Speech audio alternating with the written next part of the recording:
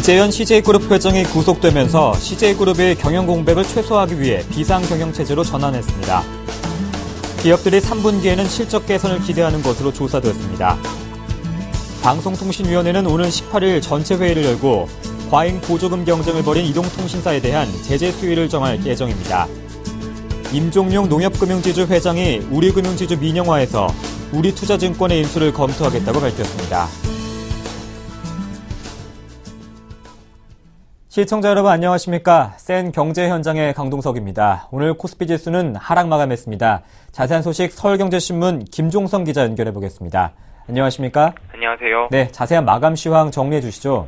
네, 오늘 코스피 지수는 전날보다 0.4%, 0.71포인트 하락한 1855.02에 장을 마쳤습니다. 미국 뉴욕 증시가 미 경제지표 호주에 힘입어서 상승 마감하며 소폭 오름세로 출발한 코스피 지수는 장중 외국인 기관과 개인의 매매 공방 속에 약보합으로 마감을 했는데요. 오늘 외국인과 기관은 각각 394억 원, 293억 원 순매수했지만 개인이 607억 원을 팔아치우면서 지수를 소폭 끌어내렸습니다. 업종별로는 등락이 엇갈렸는데요. 음식료품이 2.69% 오른 것을 비롯해서 보험, 의약품, 섬유의복 등이 강세를 보였습니다.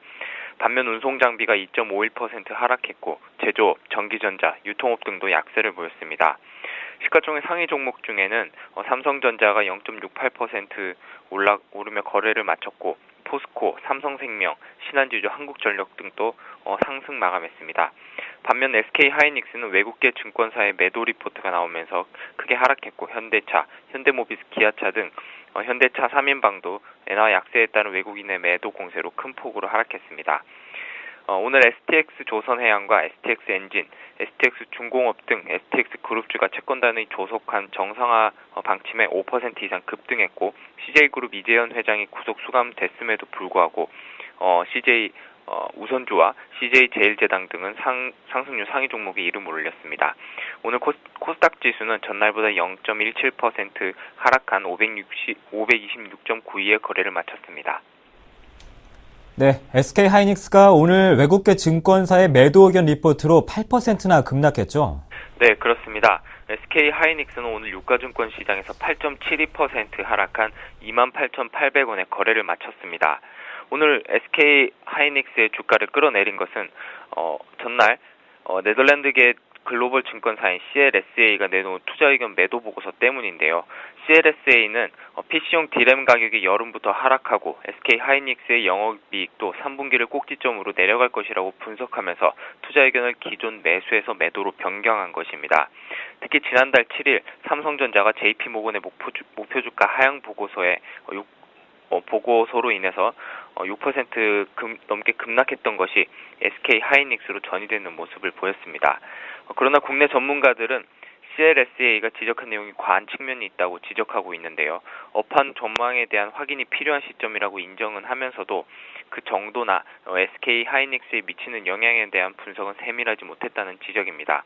송종호 KDB 대우증권연구원은 SK하이닉스의 경우 모바일 D램 비중을 높여가는 반면 PC용 D램 생산은 오히려 줄어나가고 있어 PC용 D램 가격이 올 여름을 정점으로 하락한다고 하더라도 SK하이닉스의 실적에 미치는 영향은 예전만 못한 상황이라며 더구나 삼성전자도 PC D램에서 모바일로 중심축을 이동시키고 있어 PC D램의 가격 하락폭도 미미할 것이라고 내다봤습니다.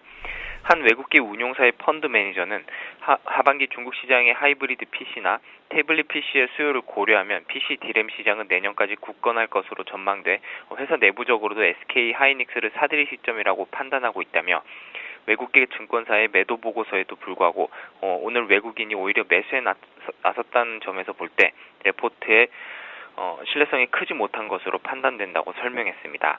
다만 일각에서는 반도체 업황 전방에 대한 불확실성에 대한 점검이 이루어져야 한다는 의견이 조심스럽게 제기되고 있습니다.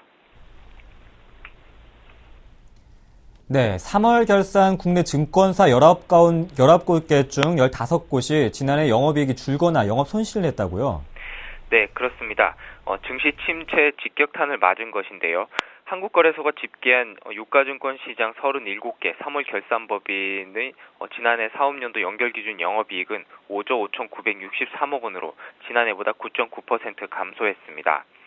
특히 유가증권 시장 3월 결산 범위는 주로 증권사와 보험회사 그리고 일부 제조회사가 속해 있는데요. 증시 침체로 19개 증권사의 영업이익은 8,101억 원에 그치면서 지난해 같은 기간보다 45%나 급감했고 당기순이익도 5,241억 원으로 47% 줄었습니다. 증권사 가운데서는 현대증권, SK증권이 영업 손실을 내면서 적자 전환했고 골든브리지 투자증권, 동양증권, 유진증권, 하나투자증권 등 4개사도 적자를 벗어나지 못했습니다.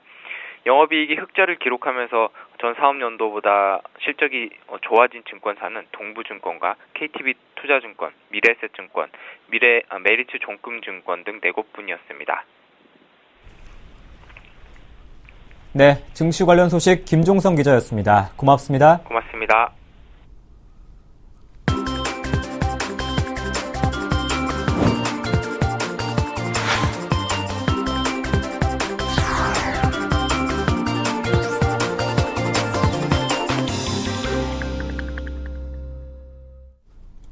오늘의 주요 뉴스입니다. 이재현 CJ그룹 회장이 구속되면서 CJ그룹의 경영 공백을 최소화하기 위해 비상경영체제로 전환했습니다. CJ는 경영진 5명으로 구성된 그룹경영위원회를 발족하고 위원장은 이 회장의 외삼촌인 손경식 회장으로 결정했습니다. 지난 2005년 대한상공회의소의 회장을 맡으며 경영 일선에서 물러난 손 회장은 8년 만에 그룹의 최대 위기 상황 속에서 현직에 복귀하게 됐습니다. 이 밖에 이미경 부회장과 이채욱 CJ 대한통운 부회장, 이관훈 CJ 사장, 김철아 CJ 제일제당 사장 등 주 계열사 전문 경영진이 그룹경영위원회에 참여합니다. 이에 따라 그룹경영위원회에서 그룹의 경영 안정과 중장기 발전 전략, 그룹 경영의 신뢰성 향상 방안 등을 결정합니다. CJ는 또한 각 계열사 이사회와 전문 경영인 중심의 책임 경영을 강화할 방침입니다. 기업들이 3분기에는 실적 개선을 기대하는 것으로 조사됐습니다. 산업통상자원부와 산업연구원이 지난 5월 29일부터 6월 27일까지 제조업 분야 484개 대상 기업을 대상으로 설문조사를 벌인 결과 2분기 체감 경기 실적을 나타내는 BSI 시황지수가 94로 기준치 100을 밑돌았습니다. BSI 실적 시황지수는 2011년 3분기부터 8분기 연속 기준치인 100을 하회했습니다. 반도체와 비금속 석유정제, 정밀기기, 섬유 등 4개 업종은 1분기에 비해 실적이 개선됐다고 봤지만 전자와 전기기계, 자동차 조선 등 7개 업종은 실적이 저조하다고 평가했습니다. 그러나 3분기에는 BSI 시황 전망 지수가 100일을 기록해 기업들이 경기 회복을 기대하는 것으로 나타났습니다. 업종별로는 반도체의 전망 지수가 133으로 가장 높았고 섬유와 철강, 자동차, 전자 등도 실적 개선을 점쳤지만 조선과 전기기계, 기계장비 업종은 다소 부진할 것으로 예상했습니다. 방송통신위원회는 오는 18일 전체 회의를 열고 과잉 보조금 경쟁을 벌인 이동통신사에 대한 제재 수위를 결정할 예정입니다. 방통위 관계자는 2일 SK텔레콤과 KT, LGU+ 등 이통 3사를 대상으로 진행 중인 보조금 조사를 마무리하는 단계에 있다고 밝혔습니다. 통신업계는 방통위가 이번에도 이통사의 영업정지라는 중징계를 내릴지 촉각을 곤두세우고 있습니다. 이에 앞서 방통위원들은 보조금 경쟁을 주도한 사업자 한 곳을 선별해 본보기로 가중처벌하겠다는 의사를 명확히 밝힌 바 있습니다. 이에 따라 3사 중 한 곳은 영업정지나 거액의 과징금 등 무거운 처벌을 받을 것으로 예상됩니다. 임종룡 농협금융지주 회장이 우리금융지주 민영화에서 우리투자증권의 인수를 검토하겠다고 밝혔습니다. 임 회장은 우리투자증권 인수 전 참여 여부를 결정하는데 인수로 얻는 효과와 재정적 정서적 환경, 가격의 적정성 등 3가지를 고려해야 할 요소로 제시했습니다. 그는 농협금융 전체의 시너지 효과를 만들어줄 부가가치가 있는지, 재무 상태나 내부 정서에 부합하는지와 또 얼마나 괜찮은 매물인지 판단해야 한다고 말했습니다. 임 회장은 농협금융은 은행업이 80%가량을 차지해 이 비중을 낮추고 포트폴리오를 다양화하는 게 필요하다고 말했습니다. 롯데제과는 카자흐스탄 현지 제과 기업을 인수하고 중앙아시아 진출을 본격화합니다. 롯데제과는 카자흐스탄 제과 업체인 라하트사의 지분 전량인 360만 주를 1,779억 원에 인수하기로 했다고 공시했으며 롯데제과의 자기 자본의 약 6%에 해당합니다. 라하트사는 1942년 설립된 현지 제과업계 1위 업체로 작년 매출은 2,200억 원이며 종업원은 3,400여 명입니다. 롯데제과는 현지 시장이 계속 성장할 것으로 기대하고 있으며 이번 인수를 중앙아시아 시장 진출을 위한 교두보로 삼을 방침입니다. 롯데제과 관계자는 카자흐스탄은 인구나 국민 소득에 비해 과자 소비가 활성화돼 있다며 이번 인수에 따른 시너지 효과가 기대가 크다고 말했습니다. 금융사의 양도성 예금 증서, 즉 CD금리의 담합으로 피해를 봤다는 200여 명이 금융감독원에 일 국민검사를 청구했습니다. 금융소비자원 대표인 조남희 씨 등 205명은 CD금리 담합 의혹이 있다면서 CD금리를 통해 대출한 은행과 관련 증권사를 검사해달라고 금감원에 공식 요청했습니다. 이들은 수백만 명에 달하는 CD금리 연동 대출자에게 은행이 부당한 CD금리 적용으로 과도한 이익을 편취했다고 주장했습니다. 피해 추정액만 연간 1조 6천억 원에 달합니다. 이들은 관련 증거로 피해액 추정 및 산정 근거 자료와 시장금리와 CD금리 담합 정황 등을 제출했습니다.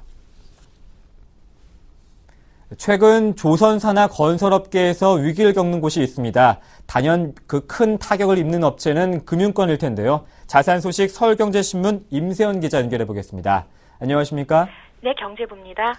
네, 먼저 올 상반기 금융회사의 실적이 많이 떨어졌다고요? 네, 그렇습니다. 2분기에 해당하는 4월부터 6월까지 금융회사의 실적 예상치를 조사해봤는데요. 은행은 지난해 같은 기간보다 최고 60% 정도 수익이 줄었습니다. 최근에 유동성 위기가 발생한 STX그룹 등 대기업의 돈을 많이 빌려준 우리은행은 물론 신한과 국민은행도 마찬가지입니다. 네, 은행과 보험, 카드를 자회사로 둔 금융지주 회사들의 실적은 어땠습니까? 네, 은행과 보험, 증권, 카드 등 금융회사를 자회사로 둔 금융지주회사도 2분기에 전년 동기 대비 최고 30% 실적이 떨어졌습니다. 분기별로 1조 원 정도를 벌던 지주가 이제는 3천억 원 정도를 기대하는 상황인데요. 주요 금융지주회사를 보면 우리금융지주는 순이익이 2,400억 원에 그쳤고 신한금융지주는 5천억 원, KB금융지주도 4천억 원에 머물 것으로 보입니다. 네, 대형 금융회사인 은행 외에 카드와 보험 이쪽의 수익도 크게 줄어들었다고요? 네, 그렇습니다. 고객의 보험료를 안정적으로 굴려야 하는 보험사는 금리의 영향을 많이 받는데요. 최근에 저금리가 이어지면서 보험은 2분기에 최대 40%까지 순이익이 떨어진 업체가 나올 전망입니다. 카드사 역시 수익원이 줄면서 20% 정도 실적이 떨어지고요. 자동차를 할부로 구입할 때 주로 쓰는 캐피탈사나 저축은행, 네, 계속해서 산업 뉴스가 이어집니다.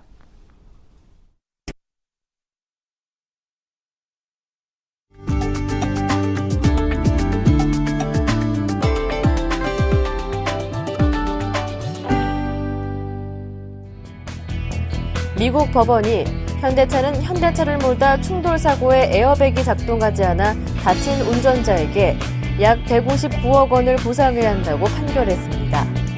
미국 언론에 따르면 버지니아주 플라스키 법원의 배심원들은 현대차가 자카리 던컨에게 1,400만 달러, 약 158억 9천만 원을 지급하라는 판결을 내렸습니다.